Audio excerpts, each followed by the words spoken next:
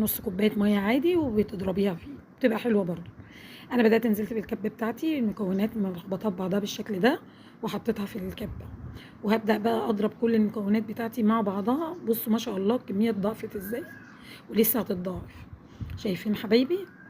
عملنا ما شاء الله الطعميه، بنروح نجيب القرص الطعميه الواحد الصغير بجنيه او ب2 جنيه. انت النهارده عملتي طعميه ببيتك، هتعمل معاكي وتعملي وتخزني منها في التلاجة، بتفرزيها وبتحطي معاكي وتطلعي كيس بكيس صغير تعملي الوجبه بتاعتك. ممكن تنفعك فطار، ممكن تعمليها جنب غدا، جنب اي حاجه انت عايزاها، تتغدوا بيها برضو اكله حرشه كده حلوه مع بطاطس، بتبقى جميله جدا. بدأت كده انا نزلت بالمكونات بتاعتي كلها في بولة بالشكل ده، هاخد منها جزء صغير احمره معاكم وتشوفوه، والباقي طبعا هفرزه او هحطه في كيس اعمله مرة تانية.